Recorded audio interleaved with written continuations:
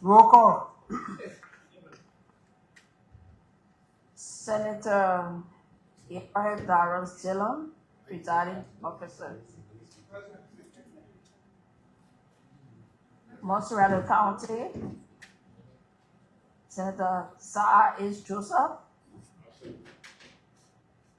Grand Bassa County, Senator Wesaga and Fick. Sinai County, Senator Councilor S. Chair.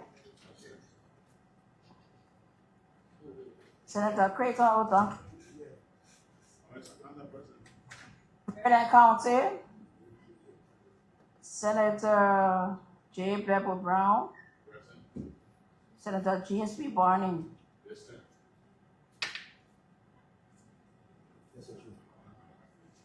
Grand Cape County, Senator Simeon Boydman Taylor. Senator Baba M. Papala.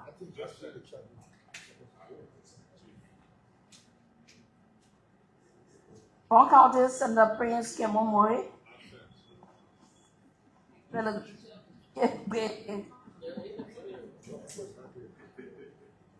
Nema County, Senator Nyan D. Twine Jr.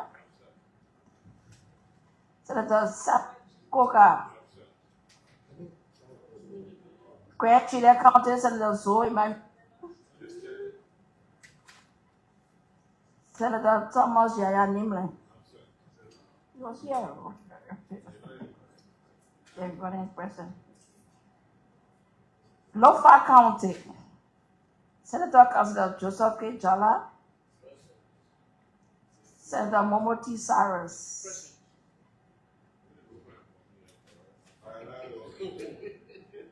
Kwame County, Senator Edwin M. Slow Jr.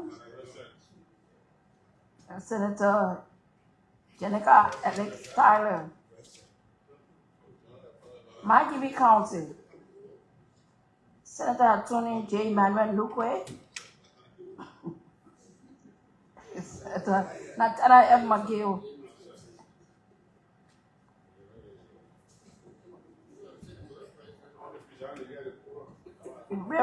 Riverside County, Senator Wellington G. Von Smith.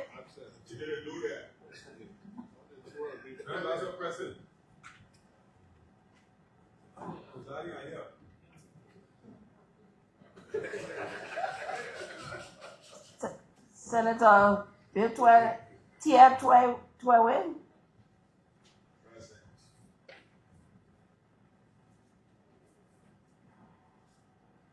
Grand Crew County, Senator Professor Albert Tubechi. Senator Nimini T.S. Patekwa. River G County, Senator Jonathan Porter Suffolk. Senator Francis S. Sopo II. Senator Babulu County, Senator Boto Kane. Senator Amara M. Kone.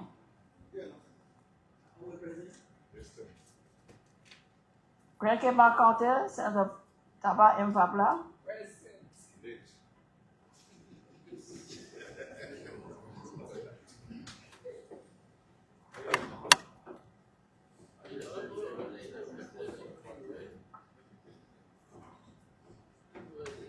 Mr. Presiding, distinguished senators, there are 16 senators present.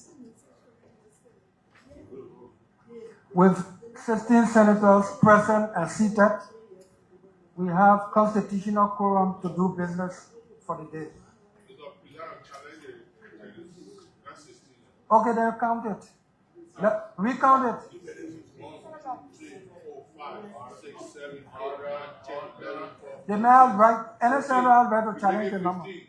Huh? Is the senator Nimla just walk out? When she called it when he wasn't here. Okay, so yeah, I'll be getting other senators. We got to have quorum to begin session. No, when you call it when you're not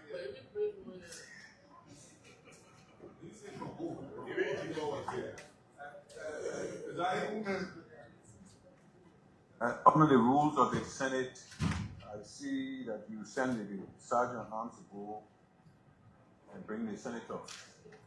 It is an order that you should be giving him to command the Senate, compel the senators to come to work. Not to just say, the man came to my office, they say he must go to.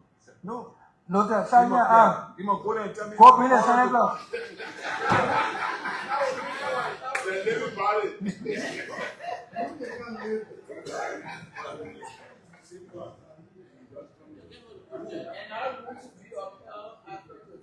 Yeah. But in the room. That's the room. Yeah. Rescue service again. I will always come to the session. Set us slow. I'm not feeling well. I'm full hectic. I'm full hectic. What the hell is got going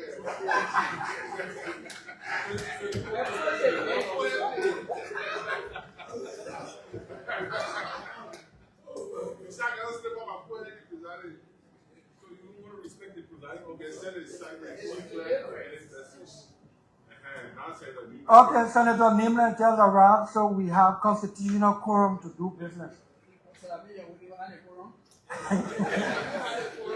And here comes Senator Quinn Moy to double the quorum.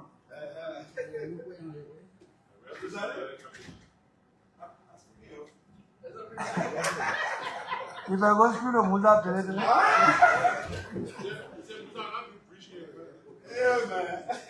okay. Secretary of the Senate, please proceed with the reading of the job agenda. It's Capitol Building, Capitol Hill, Monrovia, Liberia. 43rd day sitting, second session, 55th Legislature of the Republic of Liberia, Thursday, October 16, 2025. Agenda order of business. 1 call to order, 2 devotion, 3 roll call, 4 read adoption of the agenda, 5 unfinished business, 6 report from standing committees, 7 business on President's text, 8 communication from the President of Liberia for enactment on a bill for an act to repeal Article 2 of the Interim Assembly Decree number 8 of 1985, which established the Bureau of State Enterprises, the BSE, and to establish the state-owned enterprises of Liberia, sealed for second reading. The communication from the President of Liberia for enactment of a bill for an act to establish the Civil Service Commission, also for second reading. C, communication from the House of Representatives on Houses and Grounds Bill number 12, entitled An Act to Ratify the Loan Agreement, Institutional Support for Enhanced Domestic Revenue Mobilization and Reform Implementation Project between the Republic of Liberia and the African Development Bank and the African Development Fund. The communication from the House of Representatives on the establishment of the Monrovia Union Parliament. E, communication from Senator Samuel G. Coker of Nima County regarding alleged report of salary disparity among urban and rural universities in Liberia. F, briefing and update from senators continues. 8, another business, 9, adjournment. Mr. Presiding, distinguished senators, and reading of the draft agenda for today's sitting. Distinguished senators, you've listened to the reading of the draft agenda. What's your will and pleasure? Senator Moy. Colleagues, having listened to the draft agenda for our work today, I move, if I can obtain a second, that the draft agenda presented by the Secretary of the Senate be received and open for discussion. It has been moved and seconded that the agenda just read, draft agenda, be open for discussion following which were adopted. Are you ready to vote? All those in favor say yeah. Against? Abstain? Motion carried. The agenda is open for discussion and adoption. NMAOB, Senator Snow? And since there are no additional information for the agenda be accepted for our working session. It has been moved and seconded that the agenda so read be adopted as our working tool for the day. Are you ready to vote? All those in favor say yeah. Against? Abstain? Motion carried. Agenda adopted. Secretary of the Senate, please proceed. Basis on President's text. Excuse me. This communication from the President was read on Tuesday, and by the rules, we are to read under the title and it goes to committee room. An act to repeal Article 2 of the Interim Assembly Decree number 8 of 1985, which established the Bureau of State Enterprises and to establish the state-owned enterprises of Liberia. For second reading? Yes. Yes, sir. Senator Crowell. I don't really understand what that reading is trying to say. I don't know. Meaning? Meaning, I don't know what is being said. I don't understand it. So it's an act to repeal Article 2 of the Interim Assembly Decree number 8 of 1985, which will establish the Bureau of State Enterprises and to establish the state-owned enterprises of Liberia. It is an act draft bill sent by the President, and in keeping with the procedure, any draft act will go through the processes of first, second, reading. So you're not reading the letter from the President any longer, you're reading only by the title. It was read on Tuesday in full. Today is the second reading only by title. And the title is an act to repeal Article 2 of the Interim Assembly Decree number 8 of 1985, which established the Bureau of State Enterprises and to establish the state-owned enterprises of Liberia. Mr. President, Yes? I think it's the Interim National Assembly, the INA. Okay, Interim Assembly, that was, okay. The Interim National Assembly, that was the decree number 8 under the Interim National Assembly. Senator Traore, are we clear? Not yet.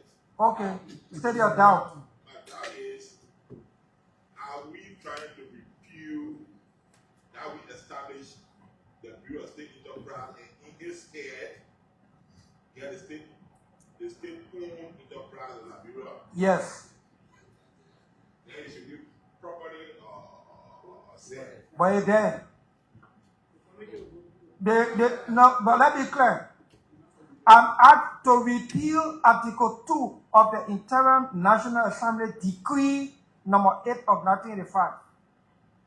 That decree established the Bureau of State Enterprises. This act bill we're talking about now is to establish the state-owned enterprises of Liberia. Is it understandable in our way here, as it said here? I'm sure. Yeah. Let's follow our rule. Yeah. This is the second reading committee to the committee. If anybody asks a question, ask the committee. Give the committee until the committee reports the whole committee. But let me committee to the committee. Okay. That's my order. You've listened to the second reading of the act, the bill to repeal decree number 8 and to establish the state-owned enterprises of Liberia. Second reading. What's your will? Senator Batikwa, Grand Cool County. Mr. Presiding, order. Presiding, I'm surprised to see that the distinguished senator from Glencoe will sit down to address the presiding officer. Order overruled. Use your microphone. Yeah, I don't want presiding.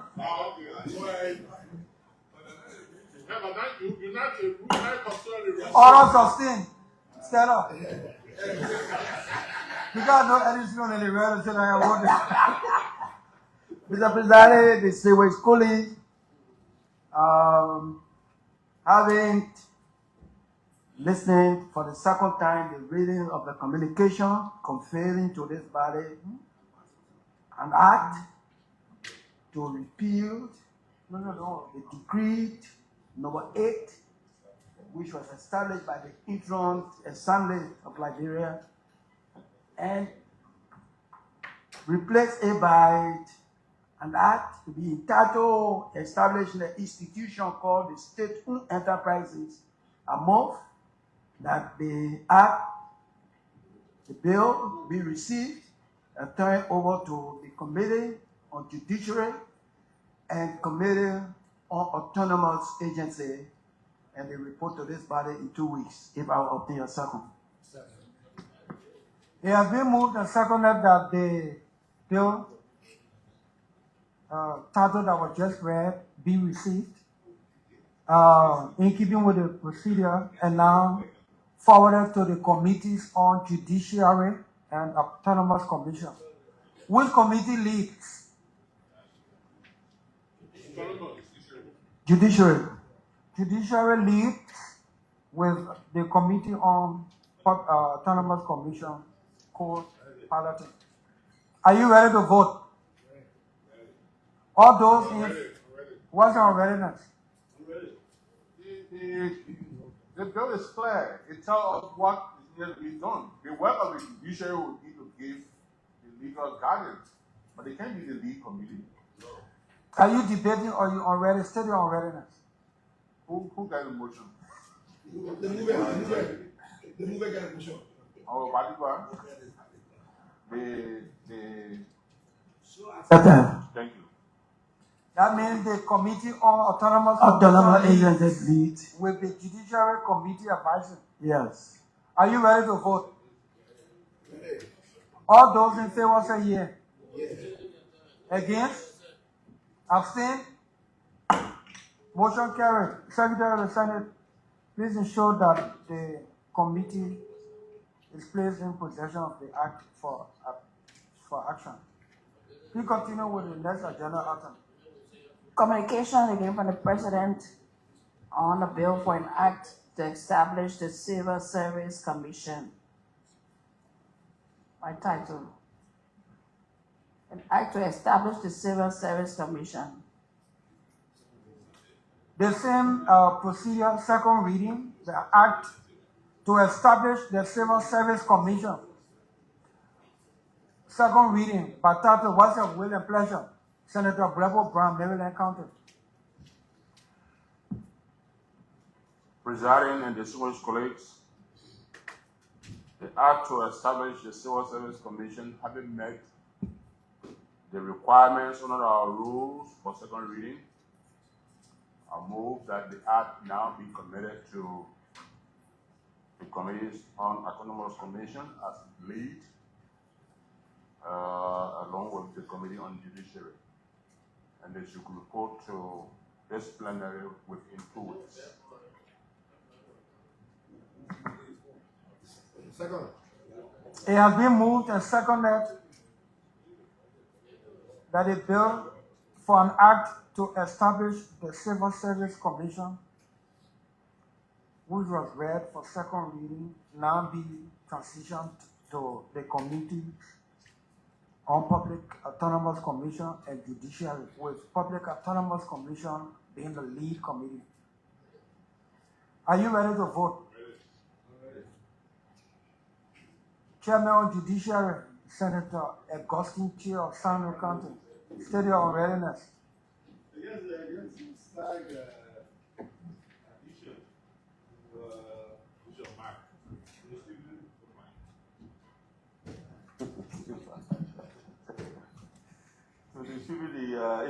to all members of the citizens that were not during the presentation. So I said, Are you ready to vote with the unreadiness clear? Are you ready to vote? Ready. All those in favor? Against? Abstain? Secretary of the Senate, please take note, send the bill to the committees on Public Autonomous Commission and Judiciary, with Autonomous Commission being the lead, with copies to each senator to prepare them for. Next on the agenda. The first communication from the House of Representatives, Office of the Chief Clerk. October 14, 2025, the Honorable Liberian Senate in session, Capitol Building, Capitol Hill, Monrovia, Liberia. Honorable Potem and members, I have the honor, by directive of the Honorable House of Representatives in session, to forward here to attach amendments to Houses and Gross Bill number 12 entitled, an act to ratify the loan agreement, institutional support for enhanced domestic revenue mobilization and reform implementation project between the Republic of Liberia and the African Development Bank and the African Development Fund. During the passage of the above loan agreement, there was oversight of these amendments. Below are the amendments for inclusion. Amendment 1, indication of the project number on the cover page. Project ID is P-LR-KF0-KFO-013. Loan number is 590015000430. Bank loan value AU 5,144,796. Loan number 2100150044,845. TSF loan value UA 233,114. For 2, indication on page 2 of the co-funding, total amount of 12,377,910 units of account. The above mentioned instrument was passed in the full force of the law by the Honorable House of Representatives on Tuesday, October 14, 2025, at the hour of 11:41 during its regular session, and hereby request your timely concurrence. Please accept, Honorable Potem and members, the review assurances of my highest esteem. Sincerely yours, Mildred N. Sayam, Chief Clerk. Presiding. Distinguished colleagues, you listen to the reading of the communication from the House of Representatives forwarding engrossed bill number 12 entitled an act to ratify the loan agreement, institutional support for enhancement of enhanced domestic revenue mobilization and reform implementation project between the Republic of Liberia and the African Development Bank and the African Development Fund for ratification or for concurrence. What's your will and pleasure? Senator Wesson Garfield, the Grand Bassa County. Thank you, Presiding. Presiding, I have a little concern with communication. Did I hear, or maybe I may be wrong, that they made amendment to the document for ratification? Use your microphone, Secretary. Yeah, So very clear. that's my concern. Because when it's ratification, I don't know if we can make amendment to ratification. Did they say they were making? They didn't make amendment to the documentation. So let's Let me just read what it says. Yeah, read that portion. During the passage of the above loan agreement, there was oversight of these amendments. Below are the amendments for inclusion. That's what it said. So they didn't. They did not include anything of their own. Is that what the communication? Oversight from where? From the executive or from their? Yeah? It's not clear, right? Okay. The committee will list with the House on it. Are you ready to vote? Or what's your will and pleasure?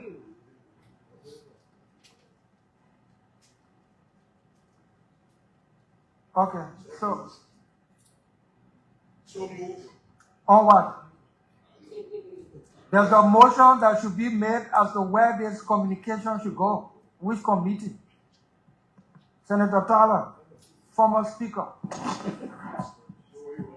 ranking member of ECOWAS. Continue. And the rescue mission. Continue.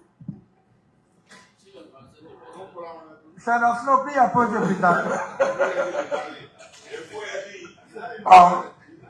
Mr. Presiding, distinguished colleagues, Senator Snow, I move, if I can obtain a second, that the communication from the House of Representatives just read be received and sent to the Committee on Ways, Means, Standards, and the Budget.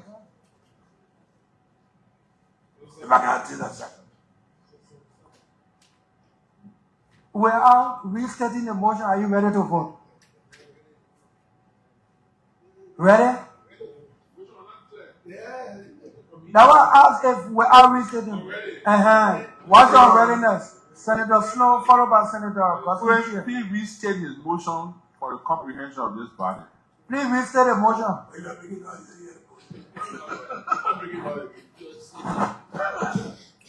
Mr. Presiding colleagues, I move that it be seconded that the communications from the House of Representatives just read be received and turned over to the Committee on Ways, Means, Standards, and the Budget to report to this body in 2 weeks. We are restating the motion. It has been moved and seconded. And we are restating the motion. Are you ready to vote? Already, Senator Wesson got feeling. The distinguished gentleman from Bonny to please add copies be distributed to all senators. Accept. And that the Committee on Judiciary, this is a legal instrument for loan. It is in the rule that the presiding and guard the floor. Yeah, that's why I brought the rule, but I know I'm presiding. Okay. Accepted. Thank you. It has been moved and seconded that the communication from the House in Gross Bill number 12, referencing the loan agreement, as read, be forwarded to the committees on on Ways, Means, Finance, and the Budget as lead committee, and advised by the Judiciary Committee, and report within 2 weeks. Are you ready to vote? All those in favor say yes. The presiding is not hearing. All those in favor say yes. Against? Abstain? Motion carried. Secretary of the Senate, please take the appropriate action. Second communication in the House.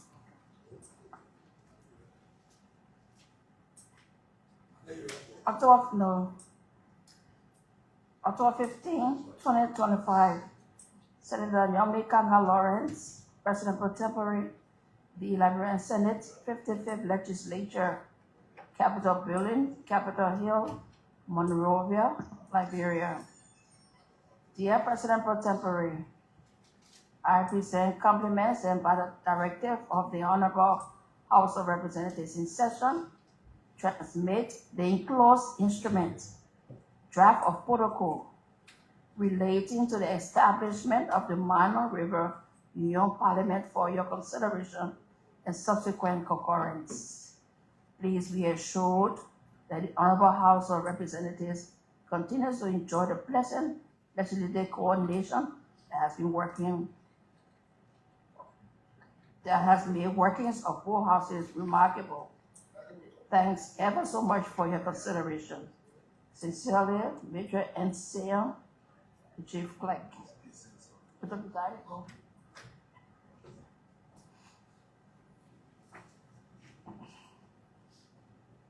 Distinguished colleagues, you've just listened to the reading of a communication from the House of Representatives on the establishment of the Monrovia Union Parliament. What's your will and pleasure? Senator Prince Moyi. Thank you, Mr. President. Distinguished senators, having listened to a transmitter from the House of Representatives informing this august body about the establishment of the Monrovia Union Parliament, I move, if I can obtain a second, that this instrument be sent to leadership for decision and leadership brief plenary in subsequent time. If I can obtain a second. And that nobody agree with you. I didn't hear. It has been moved and seconded that a communication from the House of Representatives informing the Senate of the establishment of the Monrovia Union Parliament, which is a new regional body like the ECOWAS Parliament. The motion is that the communication be received and forwarded to the leadership for deliberation and then reverting to the body for subsequent action. Are you ready to vote? All those in favor say yes. Against? Abstain? Motion carried. Communication will be sent to leadership for the necessary action. The communication from Senator Coker in keeping with our practice will not be read because he is absent. So then we'll move to the next item on the agenda. Next item is the briefing and update from senators. We'll proceed from where we stopped on Tuesday. Briefing from senators from their break. Secretary of the Senate, where do we stop? Stop at Grand Jeter. Grand Jeter? So continue. Talk about Lofa today. So we'll proceed from there. That was say, where did we start? Get it. You guys have the record. Eh?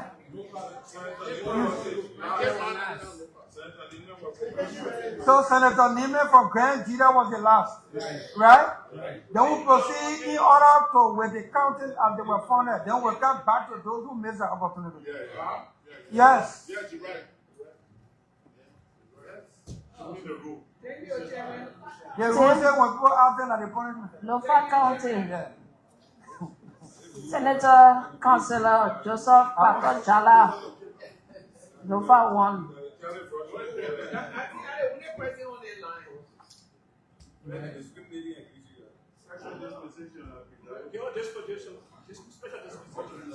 What's your will and pleasure? That's the rule. Let's follow the rule. Secretary of the Senate, please proceed accordingly. Local County, Senator Joseph Jala. Yeah, he the one who organized me. I'm presiding today. I'm looking at the time. 3 minutes. I'm from the largest county, okay? Take a bundle of your. But I put them in spirit, presiding, distinguished colleague. 1 minute, Senator Jala. Distinguished colleagues. Out. Let's distinguish ourselves. The public think we are better than plenty houses here. So that, yeah. Senator Slow, no, presiding. Yeah, let's demonstrate our leaders. You ready? Tell the other people see. Having said that, let me take this time to extend my thanks and appreciation to all of us for making this occasion and those who work hard to help us succeed in achieving our objectives through unification. There were several things that took place.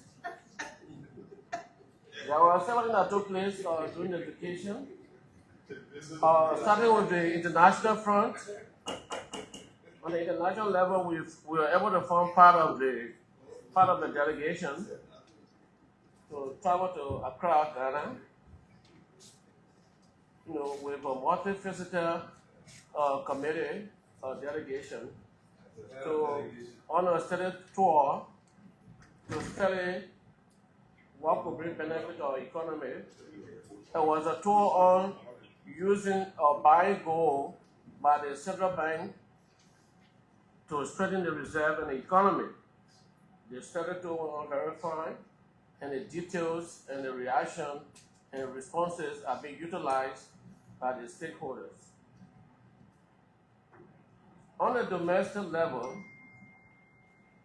the people of Central and Lower Lofa County had a groundbreaking for solar panel or solar light to provide electricity for the people of that part of the county on our auspices.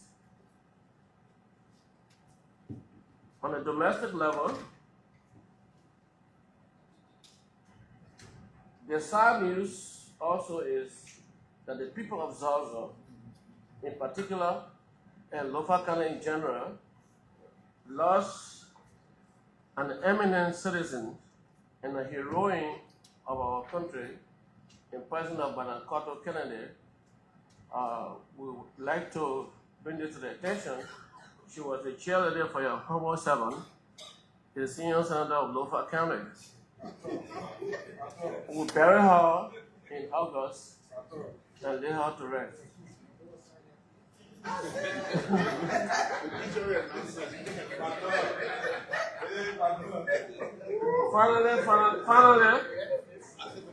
Finally, please allow me to reiterate my call. I made this call before, I will make it again, to ask the President Pro Tempore of the Liberian Senate, the leadership, Ways and Means Committee and the Budget, and all senators to see reason to realign or to align our salary and wages of civil servants with the Decent Work Bill. Our local chiefs, our commissioners who work very hard, our city mayors across the country.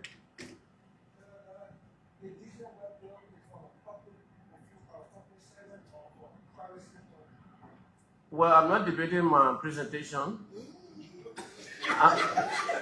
I'm making a political request, and I think if we have a bill that the government passed by this house, okay. Are you trying to take my time? If we pass a bill, we're asking investors to give a minimum wage in the country, which should be the exemplary force. And therefore, the salary of civil servants as well as the labor force should commensurate with our Decent Work Bill. I have made this appeal before.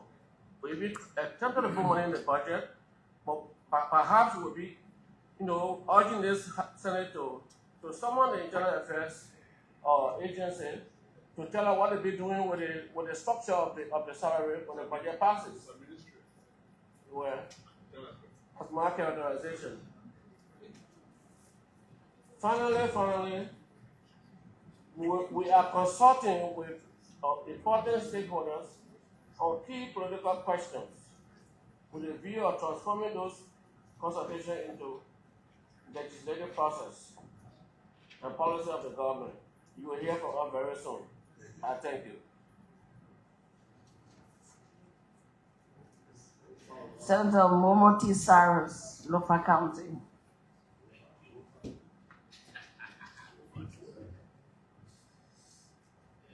Somebody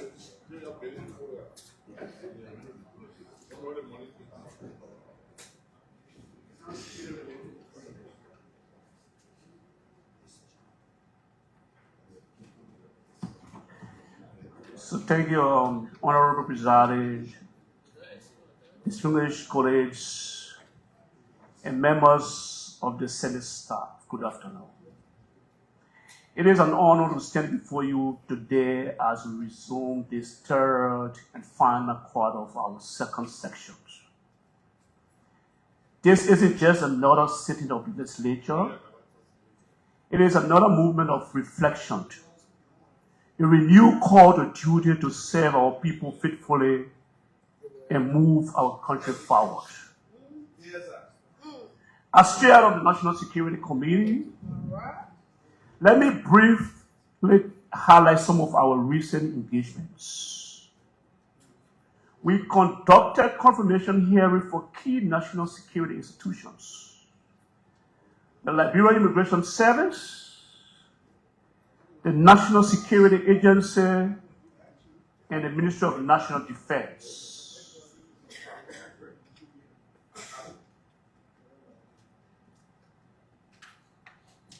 And let me also let you know that there was some strategic engagements with international partners. We had the opportunity to engage with the European Union discussing counterterrorism, anti-money laundering, and irregular migration.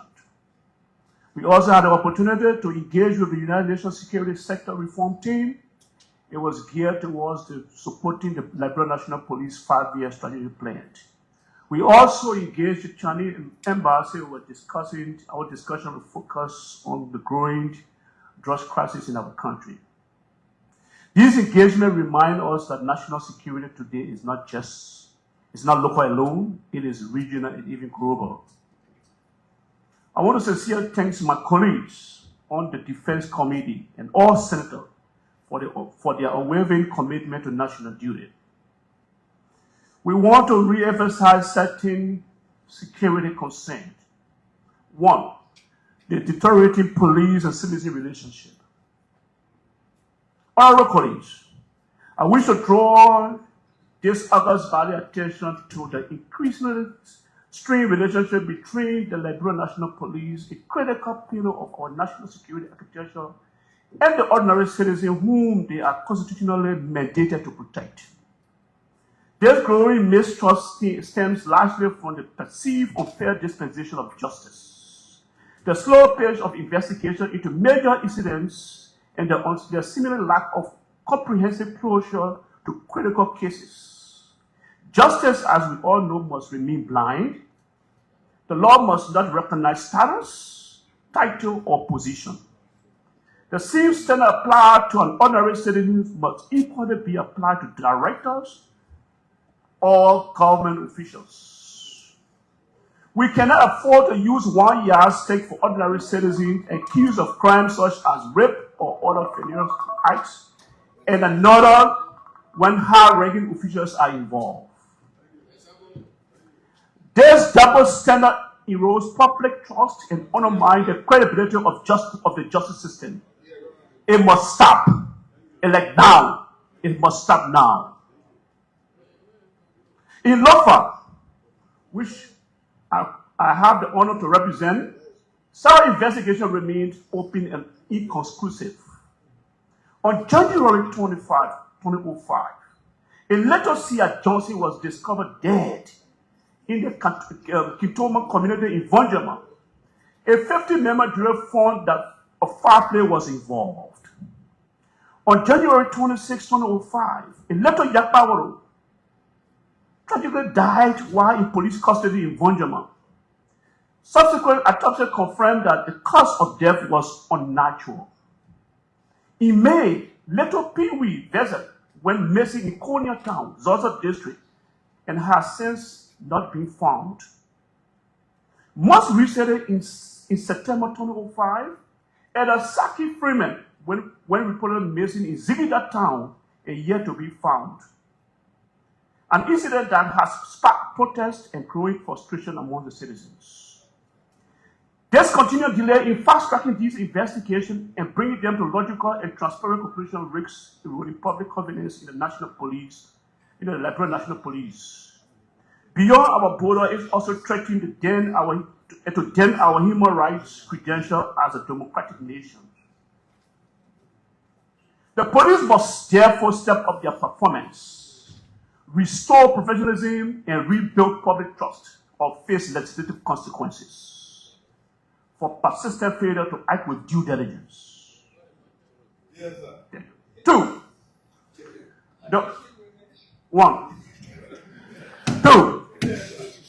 The unguarded public discourse by public officials. Another issue of great concern is increasing recklessness in public discourse by government officials, both in the executive and the legislative branches. Many public officials have become less mindful of the weight and consequences of their utterances. Unfortunately, some of these statements have taken the form of public insult, threat, and intimidation. Let us not confuse such behavior with the exercise of freedom of speech. Leadership comes with responsibility, restraint, and respect for the institution we serve. The peace and stability that we enjoy today were purchased with blood and sweat of our people. We must not jeopardize the high-end peace through careless words or irresponsible conduct. As national leader, we owe it to our country to speak with civility, act with prudence, and lead with integrity. Police, as we resume, we are faced with national challenges in early warning signs. The drug pandemic continues to ravage our youth, destroy potential, break families, and threaten social stability.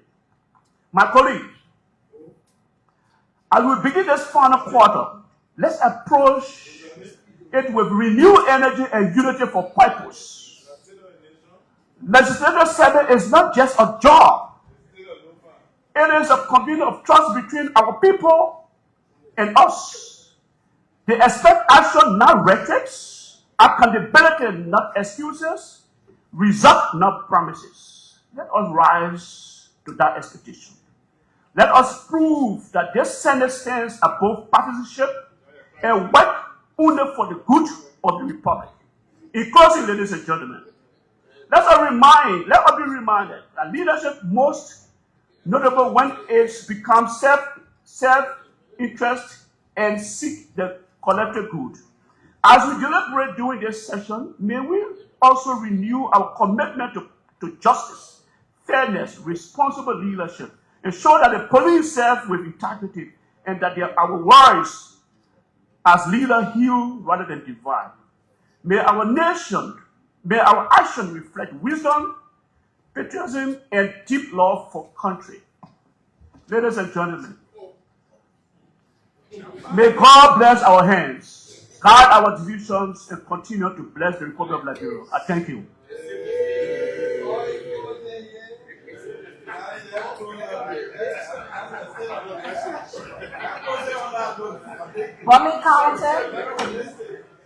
Kwame County. Senator Edwin Melvin Slow Jr.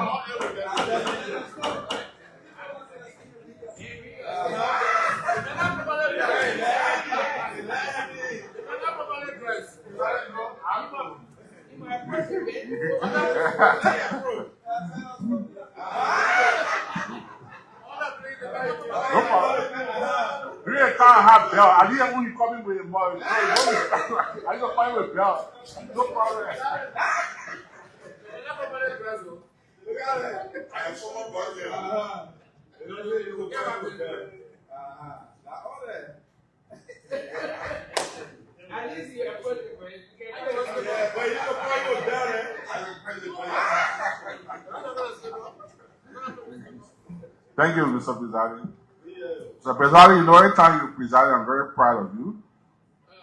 And I want to again commend you. Mr. Presiding, I'll try to be brief. I thought the Lofa caucus would have told us about the complex being built in Foya, but since they didn't mention, I have to add it here, so because we want to know the source of funding. Presiding, we have a problem in the country, and the problem is facilitated by taxpayers' money. Our Ministry of Information has turned to a platform to attack critical voices in the country.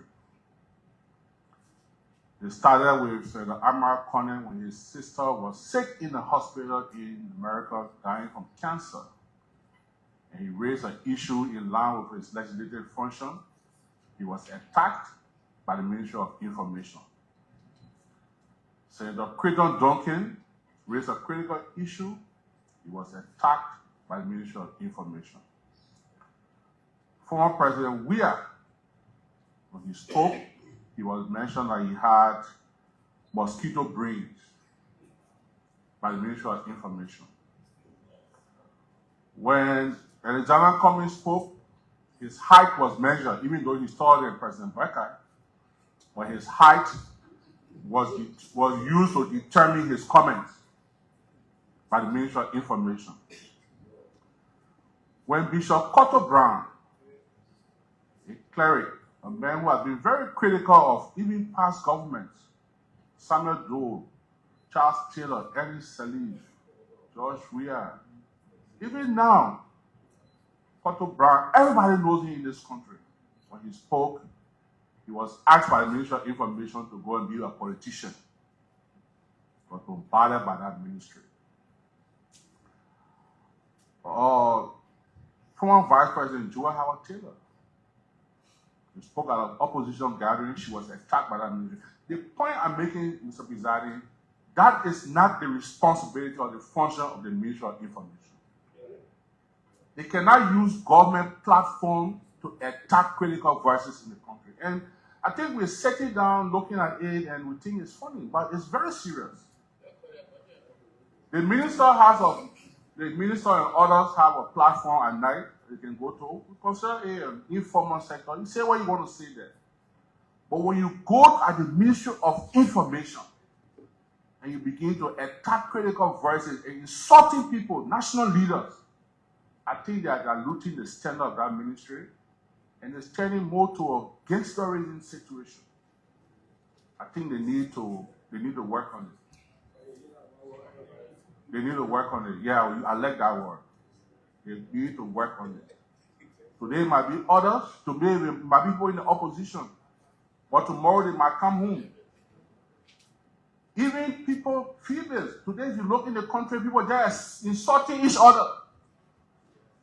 But the premise is for the Ministry of Information.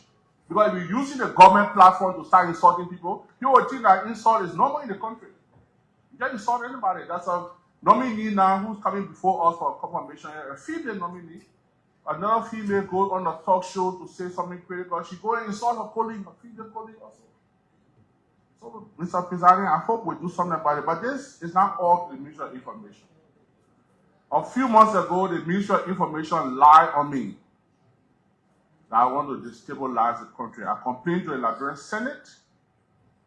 The Senate invited the minister. He came along, the Minister of Justice, and we had a conversation. Nothing has been done about it. It's affecting my reputation. It's affecting me in the international scene because the ministry lied on me. So, Pizarri, I'm informing the Senate that if nothing is done about it, I will have to consult my lawyer and I will go to court. But my name must be clear. I don't think that's the job of the Ministry of Information to lie on critical voices, insult people in the country. So the way we insult is just, now everybody can get insult. The last time, Mr. Pizarri, you as chairman of the committee,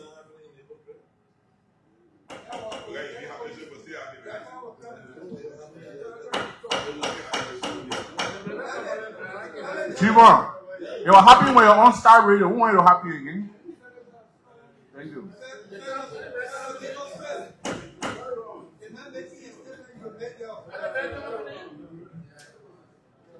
Mr. Pizarri, the last time you were presiding over a meeting here, Foreign Affairs Committee, when I raised an issue with officials of the Foreign Ministry, and they took the airways and insulted me.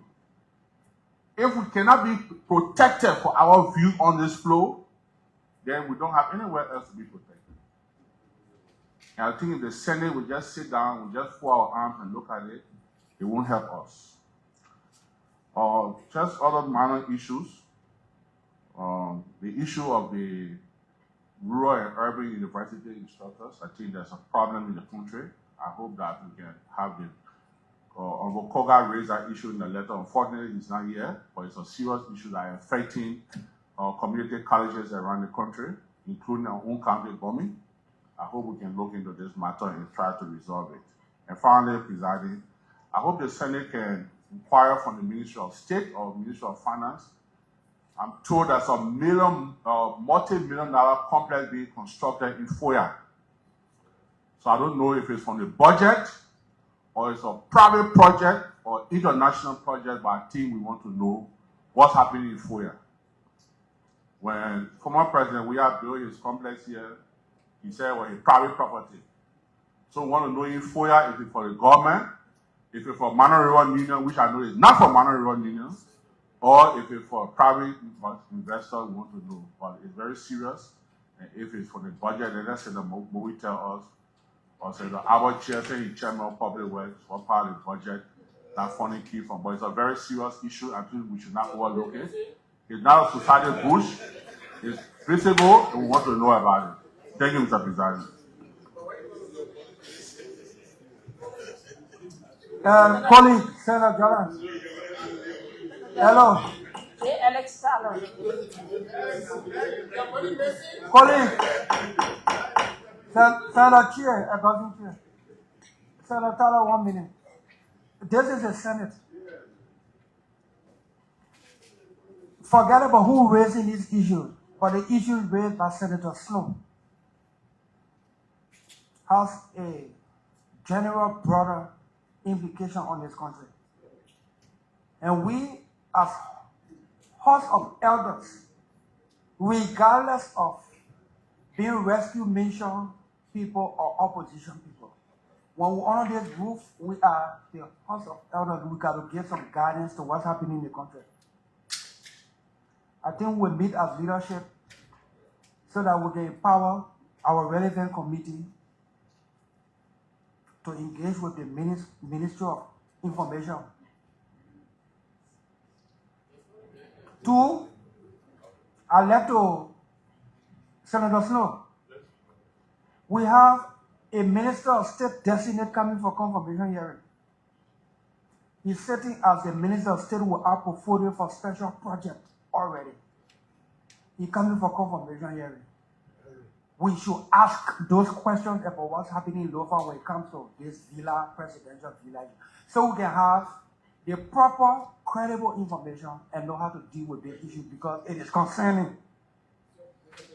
Yeah. That Senator Tyler, we're not debating. I just wanted to get guidance. Yeah, I wanted to get guidance to the things so it can appear like the Senate hearing these things and doing nothing. We just return to session. Let's deal with this issue as House of Elders and put it in perspective and for correction. Senator Tyler, go ahead.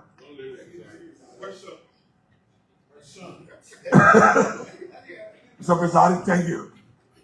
And thank you to my colleagues for a well-deserved break. The people of Bomi County and Western Liberia want me to extend their thanks and appreciation to the Liberian Senate for the establishment of the Western Region University. We believe with the university will help to contain some of the educational issues regarding our region. We want to thank you very, very much. We are also happy about the news we are hearing that the government of Liberia intends to carry out the construction of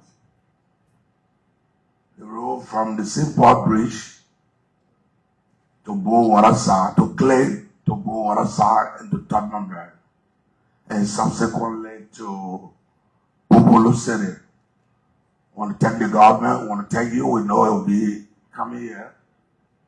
We want to ask you to please expedite it so that we rehabilitate the roads.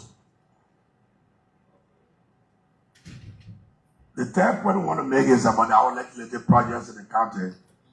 I'm quite happy we've started. The projects are ongoing. I hope we'll continue to do so.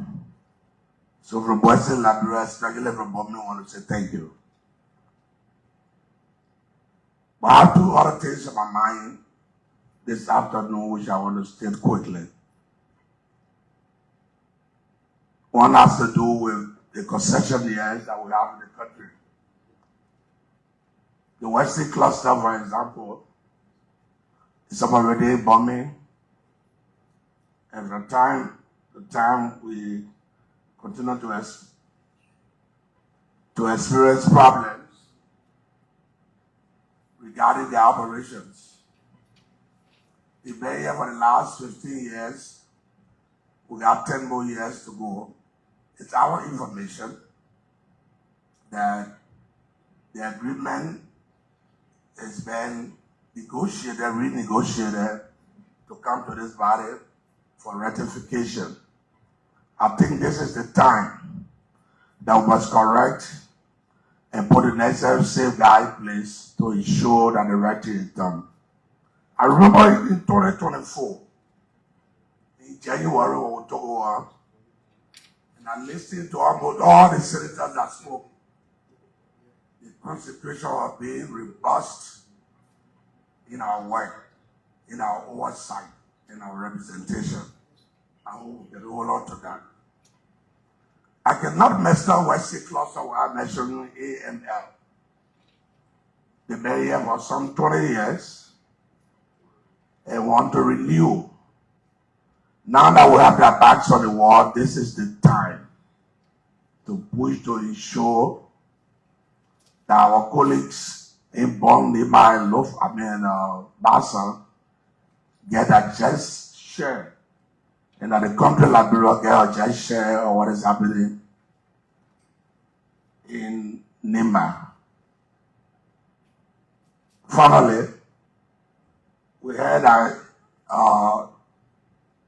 the National Oil Company of Liberia has concluded and or awarded some oil blocks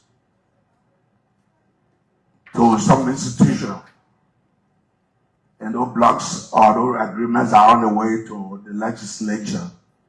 But I'm troubled because I heard one of the companies named Oranto. If my memory can serve me right, I'm wondering what I want to see Oranto that came here, obtained 3 oil blocks without doing anything, flipped them for 150 million years, 150 million, and the country did not benefit except for the capital gain tax, which is just barely 10%. I hope that we need to look at those agreements and where necessary, suggest some amendments so that whosoever obtains such agreements and resources and intend to flip them, the country will have a just benefit. I think 10% is not sufficient. And I will urge the committee to thoroughly look into that. Having said, I want to thank you, colleagues. Thank you. Having said that, colleagues, I want to thank you for the cordial working relationship, and I hope that together we can serve the people of Liberia. Thank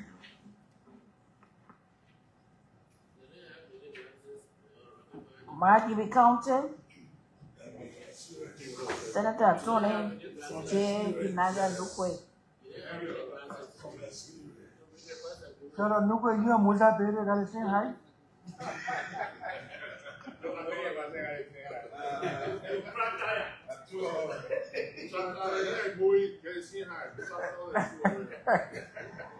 Thank you.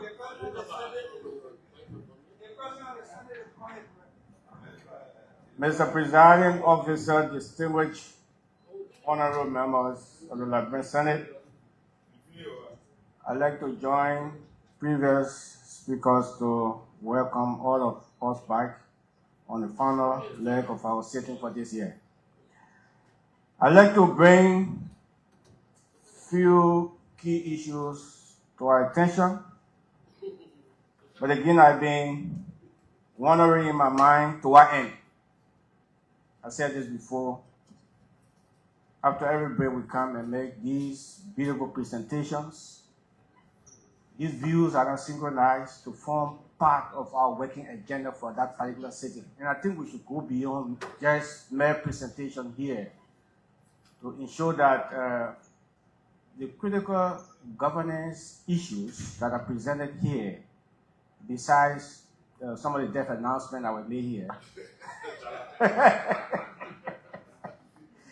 and they are synchronized, and then subsequently form part of the working agenda for the Senate for that particular sitting, so that after the sitting we can self-check and say, look, when we came from the break, these critical issues, governance issues were presented, and at the end of the sitting, this is how far we went in attempting to address them. I said it before, and I'd like to recommend that again, Mr. Presiding Officer. Having said that, I'd like to bring to your attention the issue of the Decent Work Act, which we've been working on. As many of you are aware, Mike Gibby is a plantation-based county, and many of our people look forward to us ensuring that some of these critical amendments are made to address their concerns. We work as a group. The final draft is available. Mr. Chairman will submit the report maybe next week. We'll create your indulgence so that we all can critically look at what ever is going to be presented so that we can make a decision and then move on with this process. It has been here for so long. It's about time that we act in the interest of our people. I also like to bring to your attention the issue of independent contractor versus quote-unquote employment. As of the passage of the Decent Work Act, wherein the minimum wage was raised to $5.50, many of the employers in the private sector begin to renege on their responsibilities of employing Liberians. They switch to giving their core functions to independent contractors. Our people, there's a great outcry out there, especially those of us from plantation counties, from counties that have concessions. To bear me witness that almost all of the core functions of these companies are being given to independent contractors. If you are an independent contractor and you employ people, you don't provide for housing, you don't provide for education, you don't provide for health care. And we believe that's why most of the companies are avoiding and they prefer to go the way of independent contractor rather than employment. If you look at the Decent Work Act, this issue of independent contractor was not addressed in the Decent Work Act. And I think we need to review this in line with the Decent Work Act and ensure that the appropriate decisions are taken to either amend the act or ensure that the right thing is done. I'd also like to bring to your attention so that this sitting, we can endeavor to critically look at the issue of volunteer workers. This is one of the issues, this is one of the perennial issues that we have had, government after government. But it's important at this time, since the budget will be submitted at the end of this month, let's begin to engage the Ministry of Health, Ministry of Education, so that these volunteer workers' employment issue can be addressed. Finally, I'd like to bring one other issue to our attention. I intend to do a communication, and I'd like for us to pay critical attention to this. It's important if you want to establish a middle income business entrepreneurship in our country, we need to clearly establish as to whether we need to support domestic manufacturing as we are doing compared to importation. There are critical goods, if imported, can be sold for less than the amount that manufactured goods have been sold for. So by indicating that we want companies to do local manufacturing, and by the fact that they are doing local manufacturing, nobody should import those goods or commodities that have been manufactured, we are imposing an immense burden on the shoulders of our people.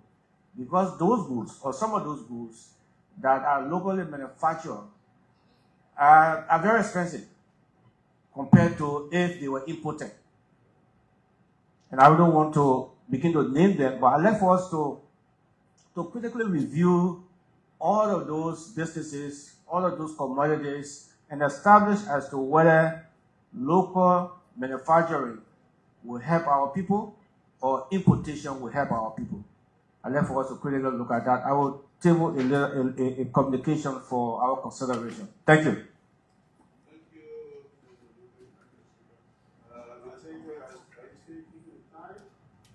Yeah. Yes. Three Magibi, Senator Natana F. McGill.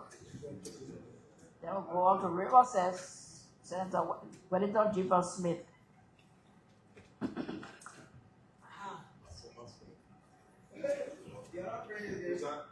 Don't worry. I will keep it within my time.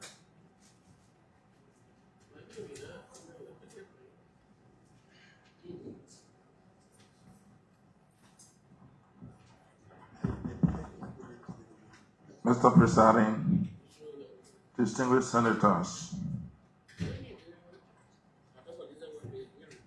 I want to be grateful to God for our return safely, and it is my hope that we conduct the affairs of the Liberian people. First on my agenda, on behalf of the people of the river says, we want to commend government that since the end of the Civil War, we went through a rainy season without sleeping on the road. First time. Even last week, I was in Sisters. Tomorrow, I'm going back. Secondly, distinguished colleagues, on behalf of the people of River says, we want to appreciate this government, the Liberia Electricity Corporation start testing power in Sister City. This is an emotional situation for some of us who born in Riverside, grew up there. We know what we have been going through.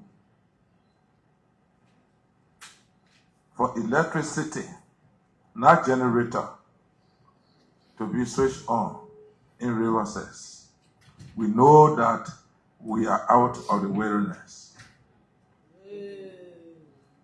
Our country has been in the woods for a very long time. The national system used propaganda to keep us behind, but God has time for everything. Today, we're not talking much about Niji again, Riverside, St. Joseph Walker, St. Ferry there. No need to be in Riverside again. St. Joseph Walker, St. Ferry there on the Sasa River. No. No Kinoa capture on the Sasa River again since Joseph Walker St. Ferry there. Today we are moving smoothly.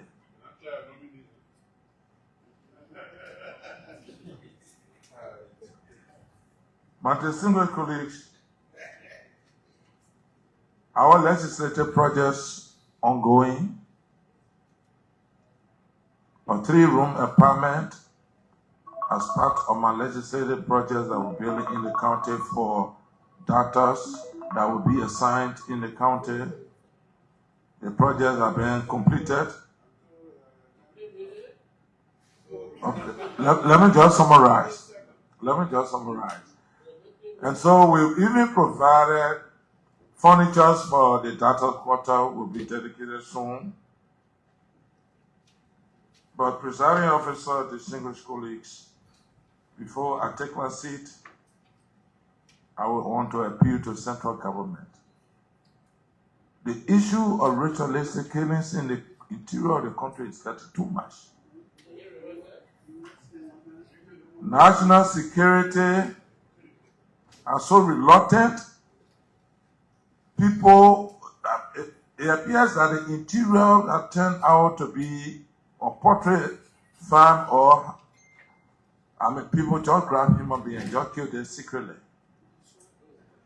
And the pain is left with the family to nurse the wounds. That can make the public to lose confidence in the security and justice system of the country. We appeal to central government to look at it. Just a month ago, my childhood friend, who and myself grew together, he just owned his farm, and the people in the interior live the farming life. The man just disappeared from the farm. Just wanted to find his body 3 days ago with the teeth, the tones, everything, the eyeball, everything extracted.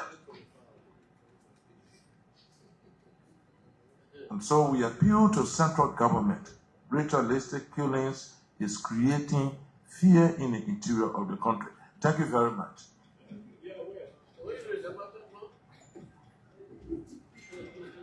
Senator Bill, TF Control of the time, please.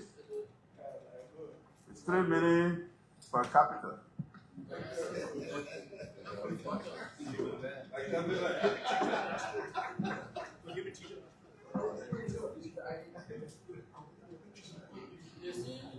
Mr. Presiding,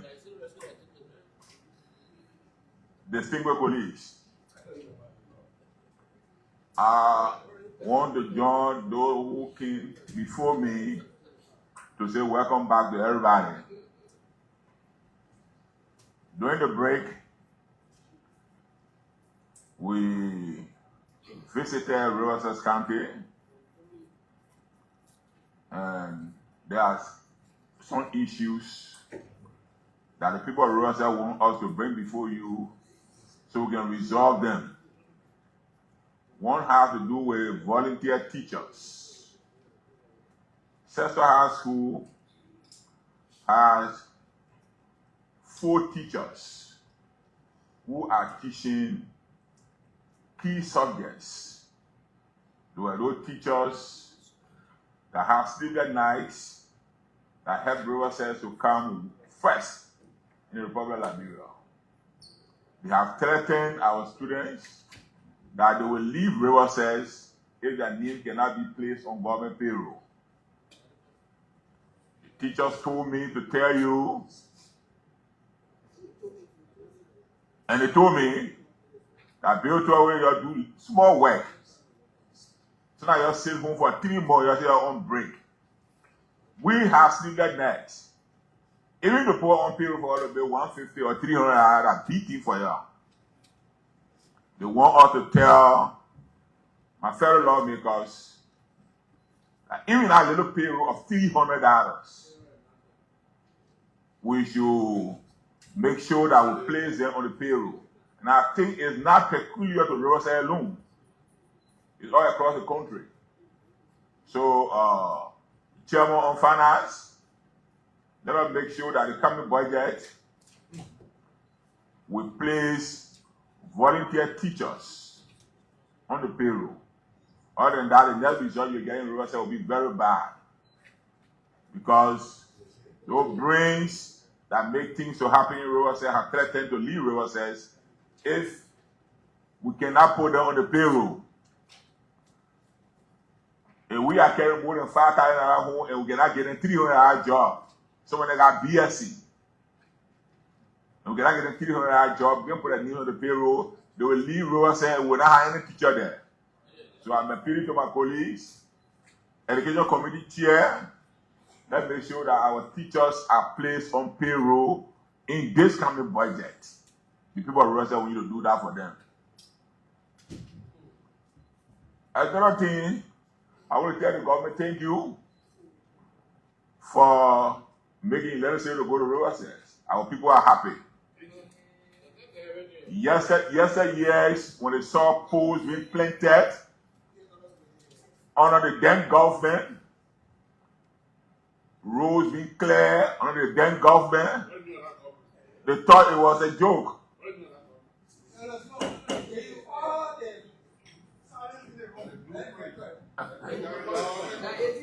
Bring back the time. So this government did very, very good job by continuing what the other government started. So thank you that today we are sleeping on the United States in Rowa County. When we get teacher, we making big money.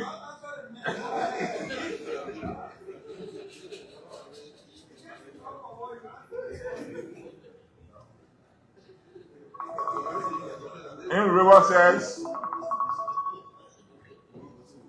like my senior senator told you, Rachel Lacey case is ongoing. And we have not left the needy. The other day, the man just walked to the water, he left his house.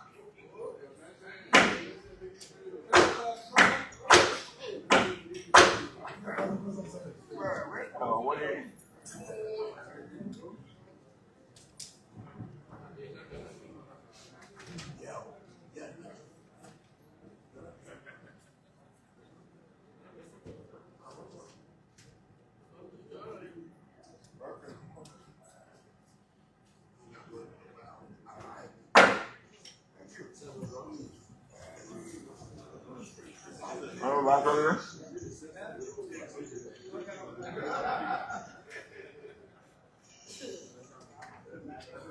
As I was telling you the other day, the guy just walked the water. And people were calling him, he was just going. He just walked the water and he remained inside. That was about 1 month ago. So Niki stayed there. It is part of our tradition. And it is still there. And people are...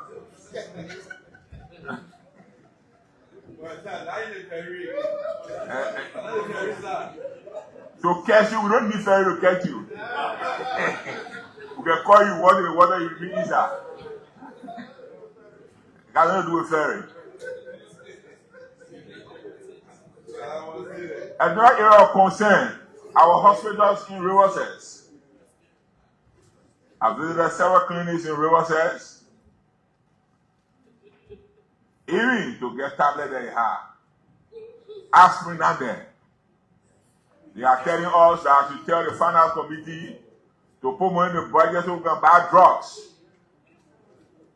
They can't say the operating clinic and nothing in the clinic.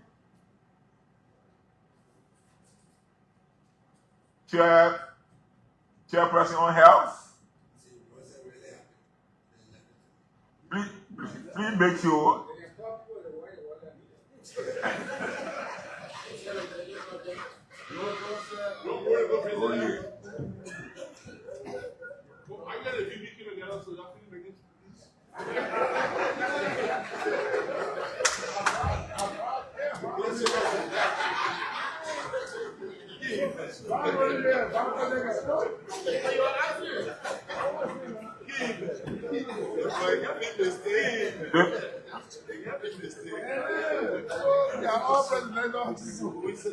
The people of Russia want me to inform you that in coming budget, we should have consideration on those health workers and the teachers. I thank you, I submit.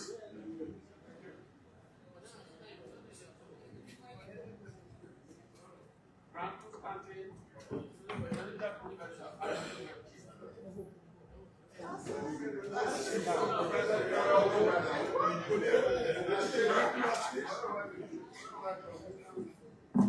it this time. Don't time limit.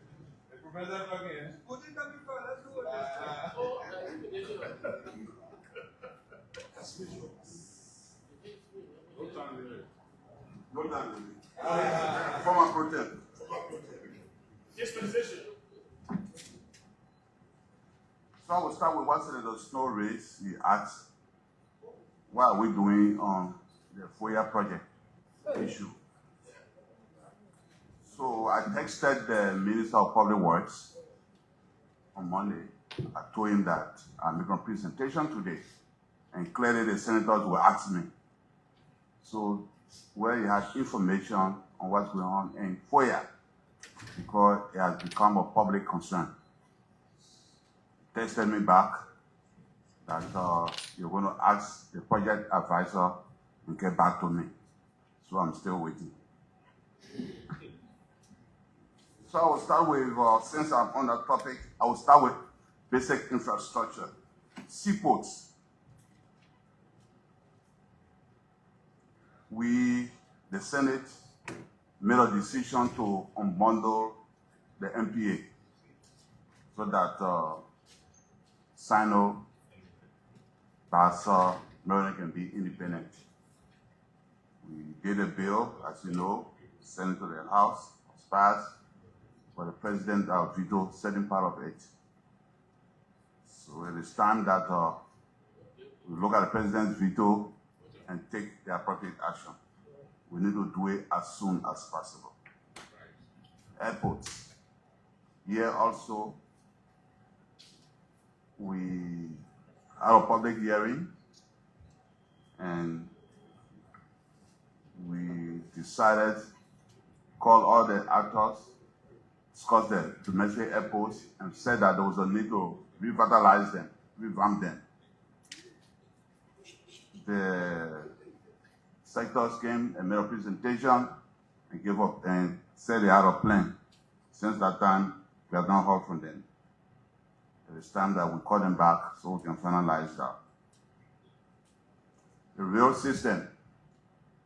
You know, Guinea right now is almost completing its rail from one part of the country to the next, costing more than $20 billion. The Guineans want to connect all their deposits, all their mineral resources, their forests, everything, forest products, to the rail. There's a proposed rail authority. It is time also that we formalize the establishment of that authority or designate another agency to start planning, at least to plan for a rail system. It is very important that we can also do the same thing, connect all our deposits, make sure that forestry is also connected so that we can develop our own rail system. It's also time to look at that. On the issue of roads, right now government is looking at certain road concessions. The one that's in the advanced state is the 255 kilometers of road in the west and northwestern part of this country, from St. Paul Bridge to Clay Junction, from Clay Junction to Port Waterside, from Medina to Ravenscourt, and from Clay Junction to Thomasburg. There's also discussion, maybe the Volumato Medical Man, I left that out. Maybe the segment from Brewerville to Opolu may be considered, depending on other circumstances. So that's being looked at. There's also proposed concession for Mapo Town in Grand Chile to the port of port of Greenville, that will give access to activities from the Putu Mountains, the iron ore that's there, activities in the Sample National Park and other economic activities there. There is information also that the Eton concession and the Boma have contacted government. Yeah, contacted government to revitalize the concessions. So all the discussions are going on.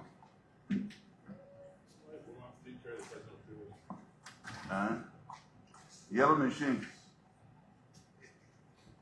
Yellow machines. The information we have is that 8 companies were notified to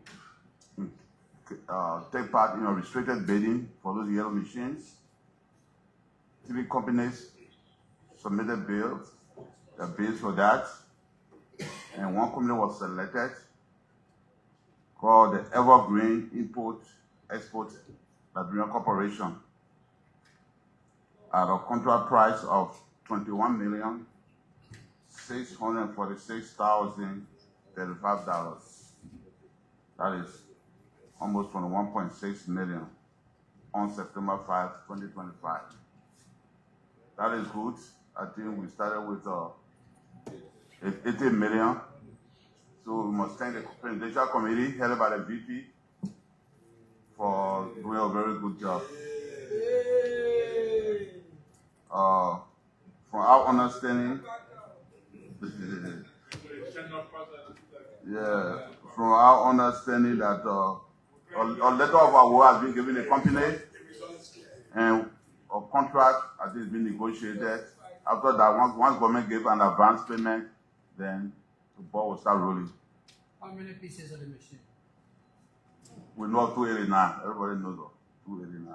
But the final contract will say all those. But how many? I see 289. Okay, maybe. Zoning. Yeah, we had a public hearing. Anytime there's rain, people cry. So there's flooding all over the place. And one of the issues we identified in this plenary is that one of the factors is violation of the zoning law. People building in alleys, people building right of way. We asked Public Works to go do his job. The Public Works has started doing his job. I was seeing people who were crying are crying again. They say the Public Works breaking down their places. I contacted the Ministry of Public Works, and they say yes, they are trying to implement the zoning law, but they gave due process. First, they notify you, and they give you enough time. During that time, they give you opportunity for hearing. You can come back to the Ministry of Public Works and talk to them, and they explain to you. If they break your place and you are not in the right of way, you have the legal right to it, they pay you. They will compensate you. If they intrude on your land, they will compensate you. But if you build illegally, unfortunately, you will not get compensation. So as politicians, I know that people come to us to cry, but we have to face the country. We have to face the country. Tomorrow, our people will know the benefits of expanding the road. The roads are being expanded, and the better way has to be clear. So, Macaulay scheme, Senator Taylor, Senator Sir Joseph raised the issues. But I'm sure once we explain to the people, I'm sure they will understand.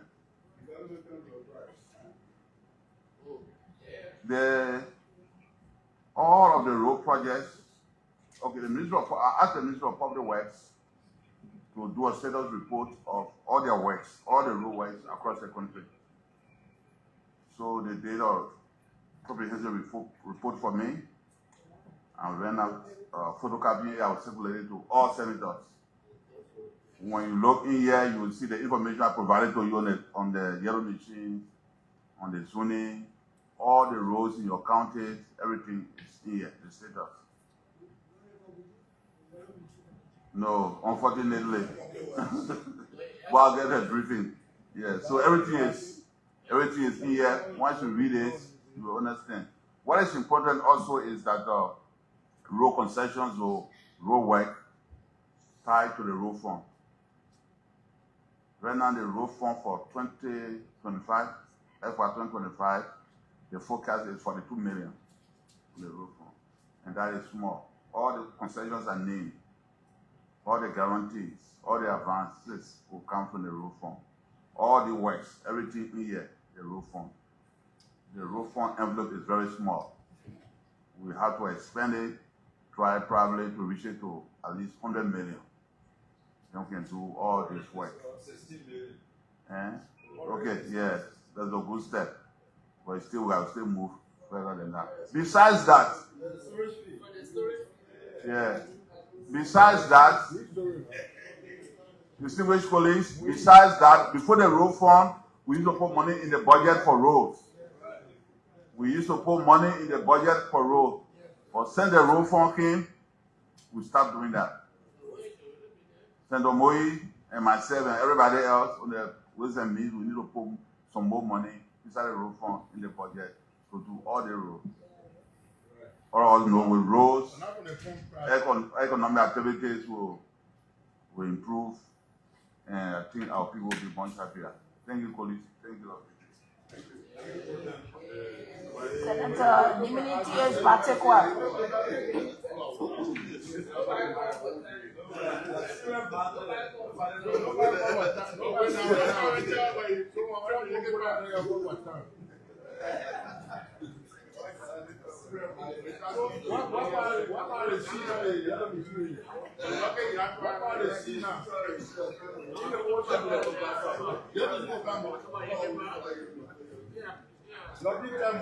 Police,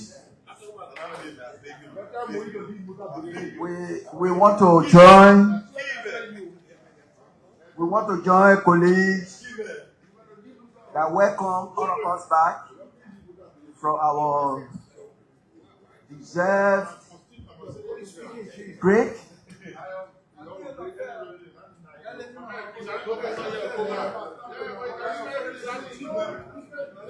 Let us know.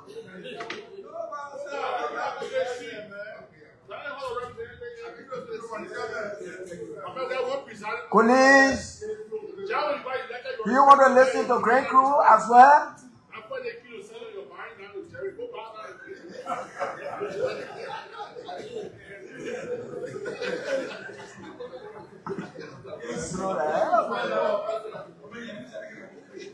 So we want to thank you for this opportunity. We visited Great Crew. If I may start with the county we visited Great Crew, there are quite a few concerns that we observed. One is the act of observing students that are at the level of nursery to K2. I think slightly it was a mistake when we were offering free education from first grade all the way to 12th grade. The nursery was not included. So those kids are required to pay money. It's costing parents who are unable to pay their kids' fee now to go to school. So I think we need to visit that. We need to revisit that to accord those kids free education as well. I observe a lot of kids in Great Crew that are out of school, and it's of serious concern. Another situation I observe is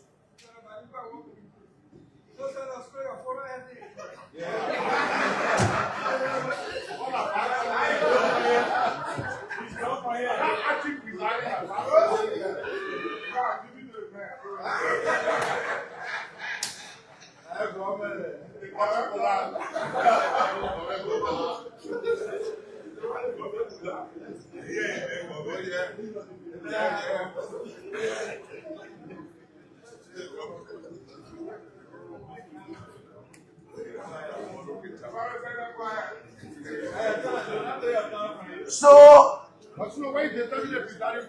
illicit money is one of the situations that affected people.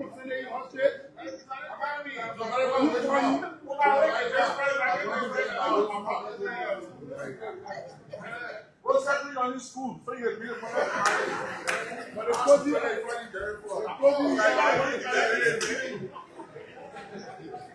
So, I beg you, please go sit down.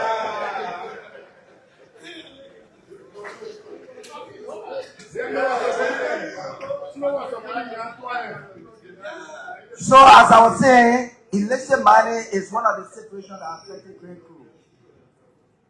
Our children that are supposed to be in school are mostly on mining fees or engaged in illicit mining. I can remember one of our communities called Dubo. Just recently, the town was being destroyed until we had to elect the Minister of Mines. They had to intervene to put a halt to such destructive attitude of our people. I want to ask the Minister of Mines to do something about the illicit mining that is in Grand Crew. It's affecting our communities. The people destroyed our land. No reclamation. It's very serious. And it's also making a lot of our kids to be out of school. Another situation that is affecting Grand Crew is when the government had its 100-day deliverable. One of our districts road, a road that is affecting one of our districts was not included. So because of that, that entire district that is adjacent to Sino is completely closed. Only motorcycles people are using on that side. It's a very serious concern. So we are asking the government to please do something about that road so that our people will be free from such hardship that they are experiencing. On the issue of our committee, we want to thank the acting leader now, because the vice president is below him. We want to thank the Senate leadership for honoring the Committee on Construction and Investment, because we were rated as the most performing committee during our last session. So we were honored. We want to thank you. We want to assure you that we will do our utmost to live up to the expectation of the Senate when it comes to the issue of following up on our conceptions, the investors that are in this country to do what they're supposed to do. We were asked to plan a retreat. The Committee on Construction Investment were asked to plan a Senate retreat. We've done our best. The committee has done its best. The draft of the retreat is prepared, only awaiting to be submitted to the Senate leadership for endorsement, and then the date can be decided. The Senate Committee on Construction and Investment also received an offer of training from a donor. So the time will be arranged.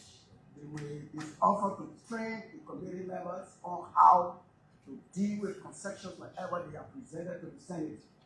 The time will be arranged so that all of us will go through that training. Yes, even if we know, but there's nothing bad about updating our expertise on handling concessions. So We will alert you wherever the time comes. Again, as I said, those issues that are critical that I've just said need to be attended to. Thank you very much, police, for the time. Liberia County, Senator John Ethan Borcha Sofre.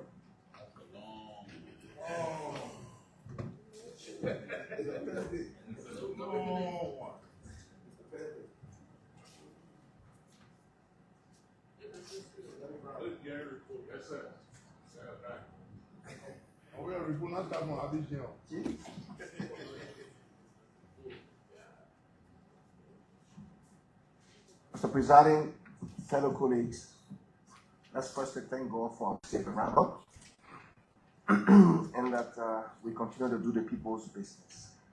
So I bring you greetings from River G County. During our break, I had the time to visit our people.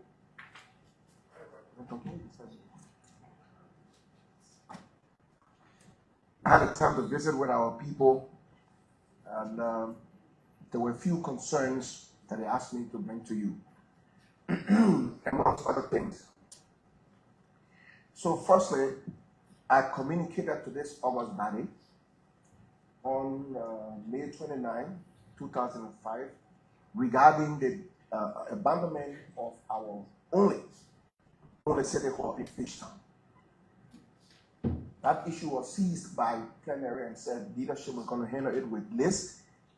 Today, we've not heard anything. I'll be bringing it back to you again at this sitting.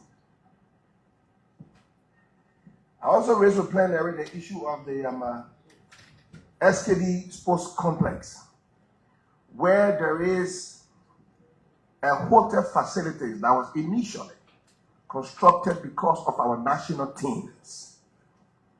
Today, our national team has nowhere to camp. They borrowing and loaning money from everywhere else to go to this hotel and that hotel when that place has been given to a private company.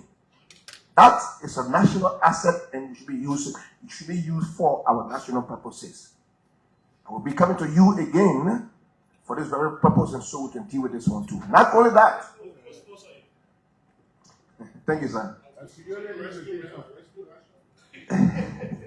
Not only that, you will recall that in 1988, when this national team, the Lone Star, beat Ghana Black Star, the then president of the Republic of Liberia, Dr. Samuel Kanyudo, allotted a portion of land to each of the players on that team. I was a member. To date, not a single member of that team has gotten possession of that land. That's a government asset and a public land, and government has the fiduciary responsibility to administer the affairs of the land. It's my understanding, Senator Snow, this is serious. It's my understanding that the land is being distributed by some government agencies. And I'm coming back to this plenary, the August body, to do something about it. Let's invite the Minister of Youth and Sports and let them come and give us what's happening to that land so that the people who sacrificed at that time can reap their due benefits.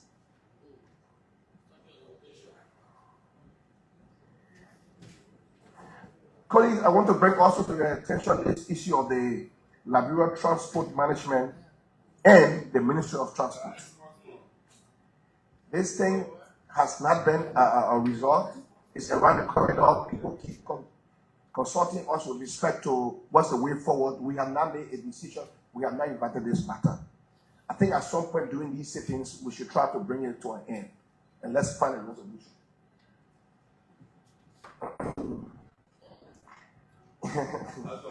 It's a short one. The issue of communication and security in the Southeast is becoming cumbersome and troublesome.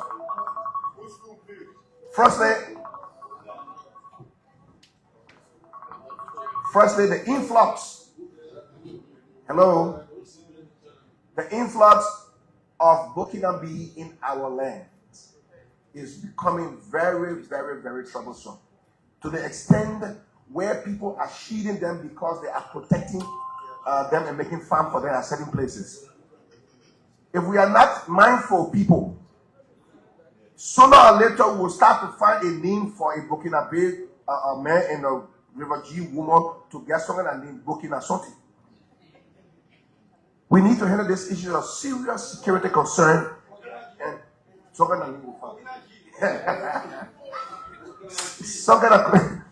got to take place. We have to do something, people. This is serious. Senator, I'm discussing security in the Southeast. Yeah. And colleagues, I'm the co-chair on rules and administration. On rules and order, we are in conversation. Hello, we are in conversation with the CSA to try to handle issues with central administration. But I think it behooves us as well to also begin to hold consultation amongst ourselves to handle our personal status. And any which way we can intervene, let's do something. I'm not seeking political relevance here, I'm appealing to all of us. Please. I did consult the chairman. Correct. The issues Senator Traore raised concern. Yeah, just 1.5.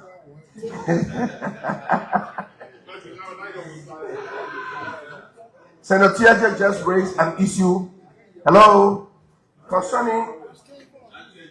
I said Traore, Bill Traore. So we are Jion.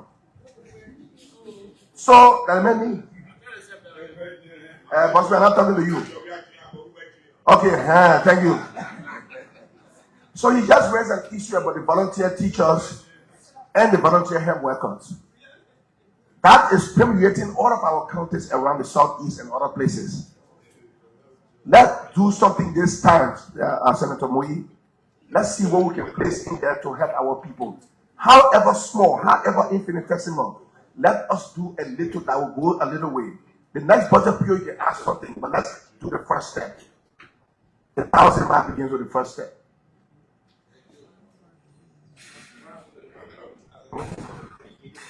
Colleagues, there is one thing, if nothing is important, I'd like to talk about. It is the inhumane treatment our citizens are getting from some of the embassies accredited near Monrovia. You will have our people standing across the road from the very embassy, and they will be there all day under the sun and under the rain. American embassy and Chinese embassy. I'm not a friend, I'm just speaking politically. We need to do something to speak to these people. There is a political accord or parlant that we can use to say, let our people be treated fairly. That's what we are asking. We're not asking them to get a piece out of the garden, but we can have them in the streets. That issue will be coming to the foreign committee because some kind of conversation needs to be happening around this kind of thing, and let's give some dignity to our people too. Finally, the Liberian Maritime Authority just hosted. Koga, you still talking? Yeah.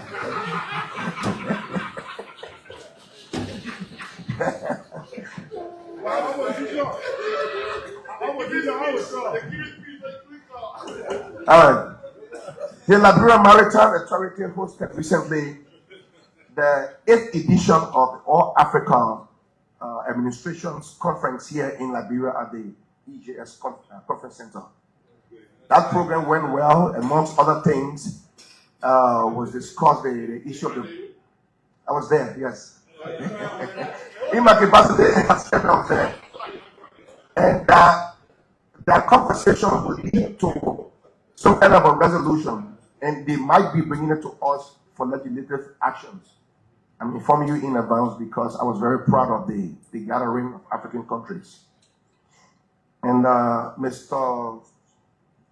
Waste, Means and Finance will also be discussing the Nico Ibanka issue. It is my appeal that we either bring this thing to a close or we solve the problem. Let's say no if it's no. Let us not keep stalling and they keep coming back and coming back and coming back. Bring it to a close. I think it will do us some good. Again, I want to thank you, Mr. President, and distinguished colleagues, for your time. Thank you.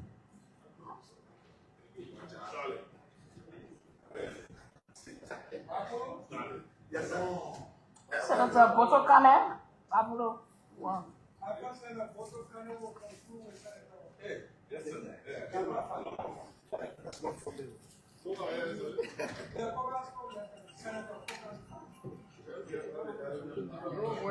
You probably said, they probably go out with talk.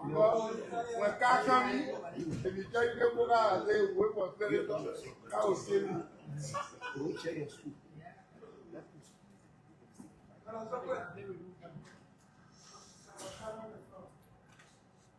Presiding, distinguished colleagues, let me first glorify God for what He has done and what He will continue to do. I want to say thank you. And I bring you greetings from the great county of Bapu, where the elephants are residing.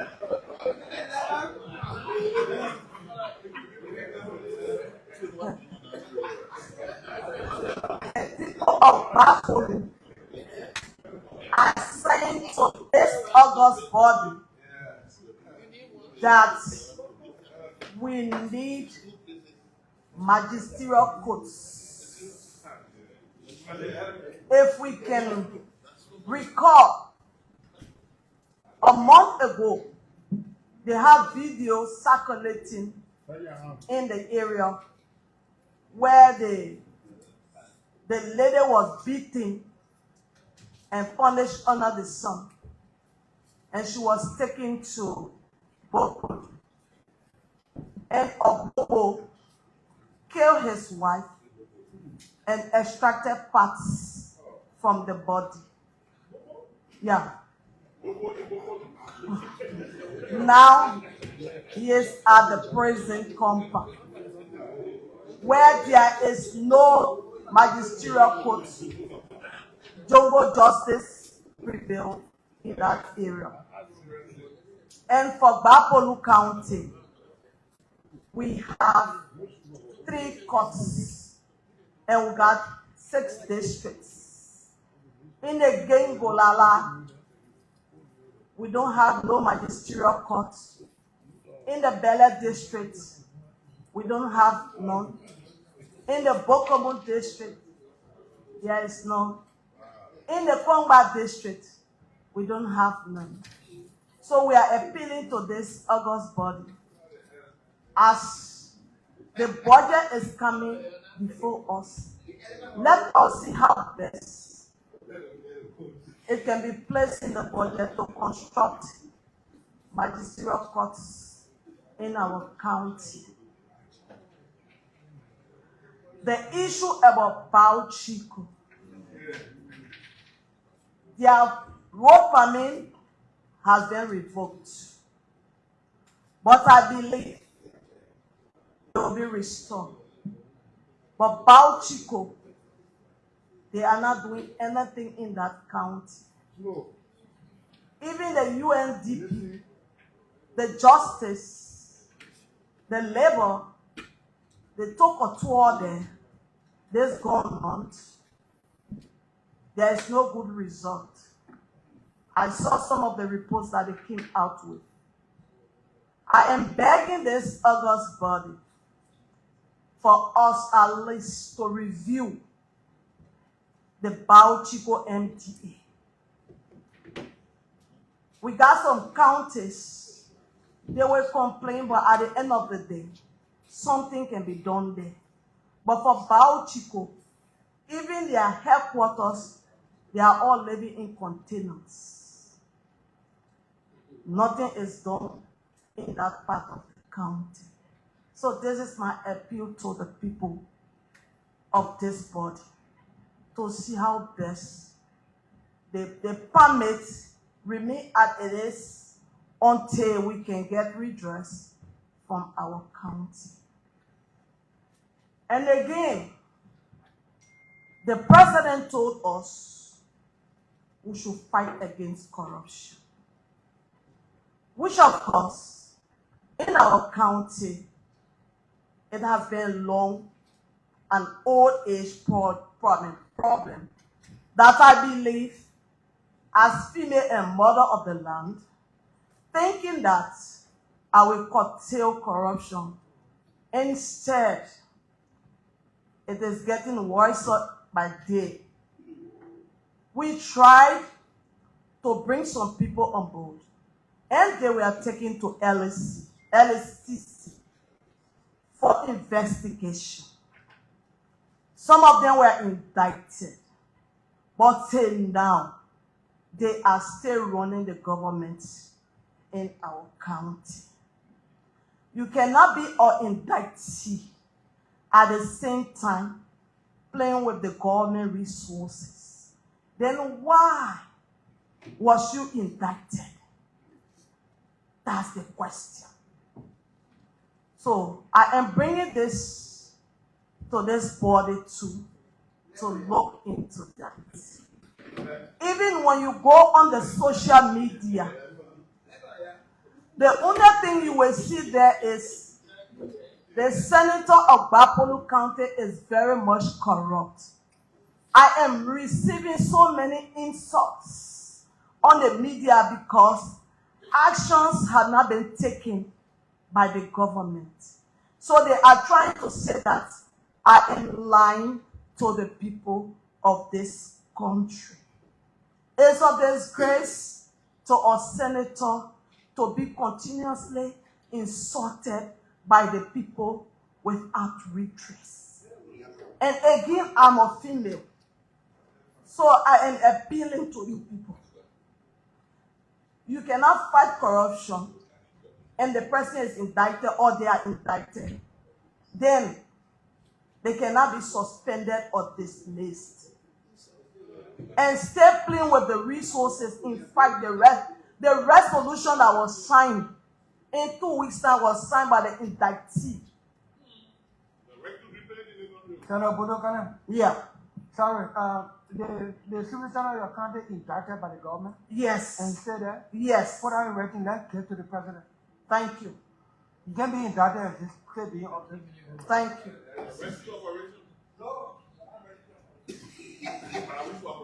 So, let me say to the body that I think my day have been met.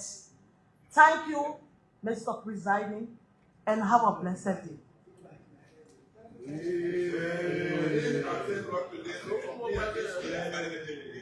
Senator Papa, Grandma. The president is out there being offered.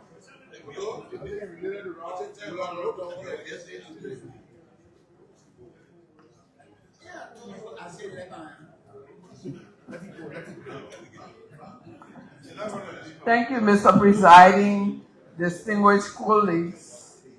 I'm glad to be back here again along with you all to continue doing the work our people have sent us here to do. When you are the last, I think all the general issues have already been spoken about, but let me bring you heartfelt greetings from the people of Western Liberia, specifically Grand Cape County, the beautiful piece of land that God blessed the Republic with. During our break, we visited Cape Mount, interacted with our constituents, had a series of town hall meetings, and I can safely say that Cape Mount is peaceful. Howbeit, our people, especially the young people, are challenged. They continue to struggle to find employment in the biggest company that operates right within Grand Cape County. On this note, we want to say thanks to the Labor Committee and all colleagues who participated in the debate about the work permit issue. I just want to urge all of us to ensure that follow-ups on those critical issues are immediate and urgent in order for recommendations to be effected so that our people can have access to jobs that they have skill to do and the need for their livelihoods. I also like to say, which is no secret to this body and the nation, that the fight against drugs, Cape Mount is at the forefront. As you follow the news and even on the social media, it is no secret that our borders are being used to bring in drugs and other controlled substances very regularly. Therefore, the need for additional deployment of security cannot be overemphasized at this moment. One key area for which I have already written the Liberian National Police IG is Sinje. Sinje is an emerging city. It hosts the only University of Liberia outstation branch. It hosts the county health services. It hosts a big multi-purpose clinic, and it's a growing city.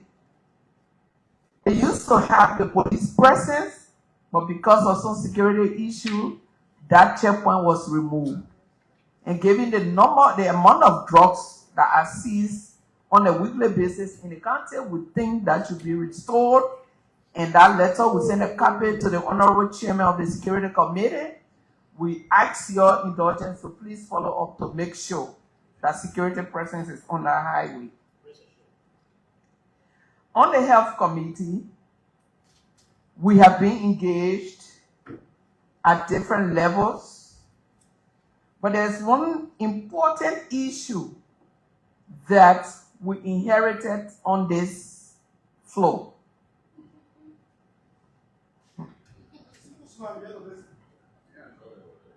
And that issue is the public health bill.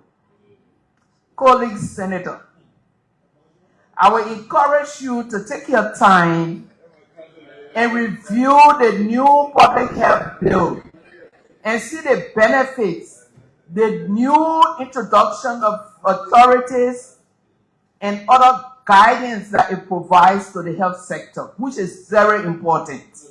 The current bill that is being used is since 1976, and you will agree with me that most of the things that are happening today were not considered during the crafting of that bill. I know when we talk about the bill, the message has been that it is abortion. But I'd like for you to take your time and look at that provision that discusses abortion and compare it to the 1976 bill. If you look at the bill, the current bill is even better on abortion than the 1976 bill. So, colleagues, the committee will be coming to you again after consulting with the immediate past chairperson.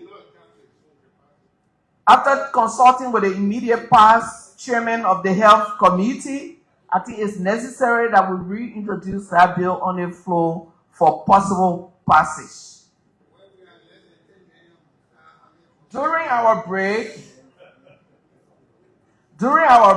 we moderated a one-day dialogue on scaling up nutrition. Liberia currently faces a 30% stunting among children because of lack of adequate nutrition. So at the recent International Nutrition Dialogue, the Vice President and President of the Senate made a commitment to contribute to nutritional activities in the country up to 5% of our national budget over a 5-year period, which means 1% per annum. So working with his office, there is currently an engrossed bill from the lower house, which we will be presenting here at the appropriate time for your consideration. We will also be establishing 2 key caucuses under the Health Committee. And want to encourage colleagues who are interested and will reach out to you individually to be a part of the vaccine caucus and the scaling up nutrition caucus. This is very important. The role of that caucuses will be mostly advocacy. As you are aware, Liberia and many other countries around the globe have recently experienced the withdrawal or cut down in donor funding. For vaccination, the Gavi program that we've been under, by next year, it will be closing. So we need to now find innovative way to have domestic funding to support vaccine, which is important for our children, unborn children, and mothers, pregnant mothers. So we'll be coming to you to establish a caucus. I will encourage Senator Moy to be on both of those caucuses, the vaccine and the scaling of nutrition, so that we can advocate for more funding. It is important. 30% of the population of children are stunted.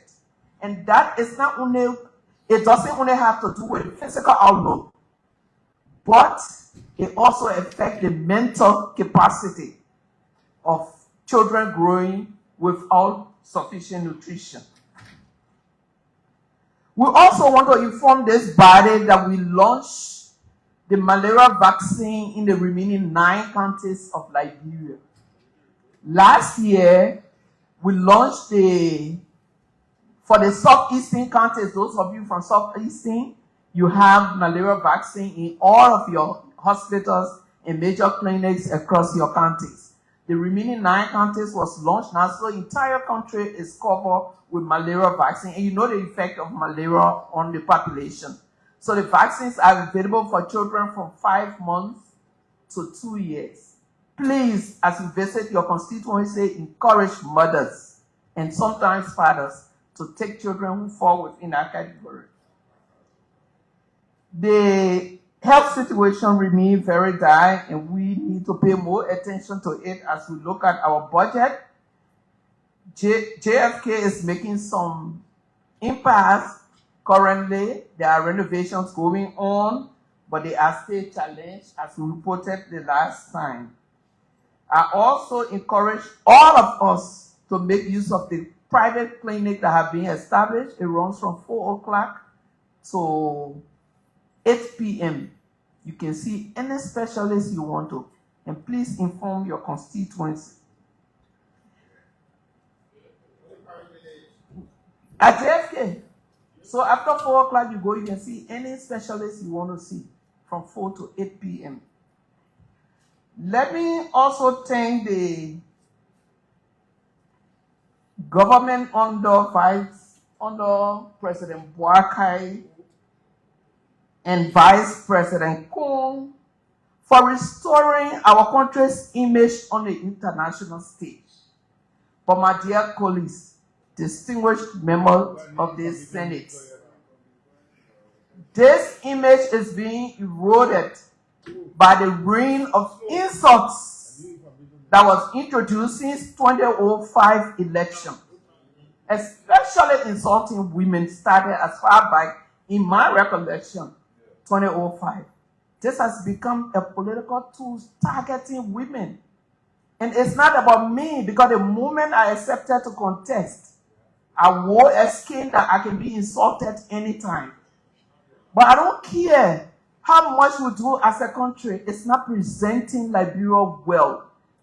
We have very good values in the days. We can have all the development, infrastructure development, but we need to keep our values. We are only 105 elected officials in this country. And most of these insults are coming from political interaction. So it is our responsibility, each of us, to take it as a responsibility and go back to our constituencies and tell them the ill that this does to this nation's image. Please, my dear colleagues.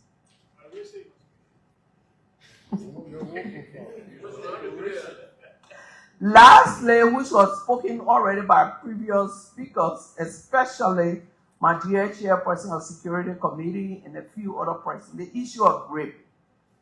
We are concerned as women leaders about the new introduction of accessing DNA results. It confuses or it concerns our constituents, especially women. And we need the gender committee to take on this so we can get to understand, because there is a precedent that will impact us and our children that are threatened by rape every day across this country. Mr. Presiding and police, thank you very much for the time, and we look forward to a healthy interaction during this sitting. Thank you.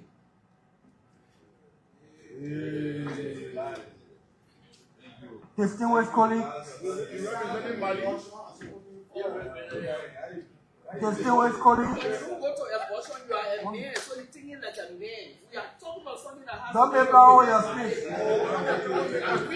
Don't make all your speech. We'll take care of it. Distinguished colleagues, we have come to the conclusion of the agenda. Senator Coker, the procedure here is that when you write and you are not here, we'll wait for the next session. So your communication was deferred to the next session. Distinguished colleagues, permit me to remind all of us that we passed one of the best drug laws in the world. The executive must enforce that law. Or else the law is sitting down and saying, just use me, you see something. Part of the provision in our law that we passed to fight drug, the vehicle used to transport drug, once investigation can show proof that that vehicle was knowingly used that vehicle to transport import drug, that vehicle must be seized, sold, and the proceeds used to fight drug. We have seen several videos. 1 minute, please. I want to make a case for all of us in the country. We see several vehicles where they're taking drugs from in the car door, screwed in the car door. It's not possible for somebody to get in the car on their own, unscrew the car door, put drugs inside and screw it back without the knowledge and consent of either the driver and or the owner. If we impress upon the executive and ensure that one of such vehicles is sold, it will serve as deterrent to other people not to allow their vehicle, the shape of the plane, to be used to transport drugs in our country. The drug law that we have in our country, the only thing is short of that death sentence. We've done our part, but oversight to ensure that it's enforced will make the law white and serve our country in the fight against drugs. Permit me to announce that the protest will be returning this weekend. I want to thank you for the session today. As we all know, the country, as much as we get beaten, the country admires the Senate for the orderliness, for the maturity, mutual respect. Let's continue in that life.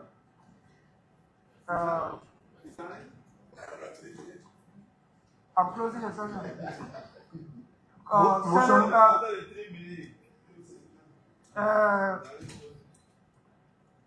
Committee on Foreign Affairs. We should have a brief meeting after session. We have some nominees. Yeah, sure. Yeah. So, Where? Yeah.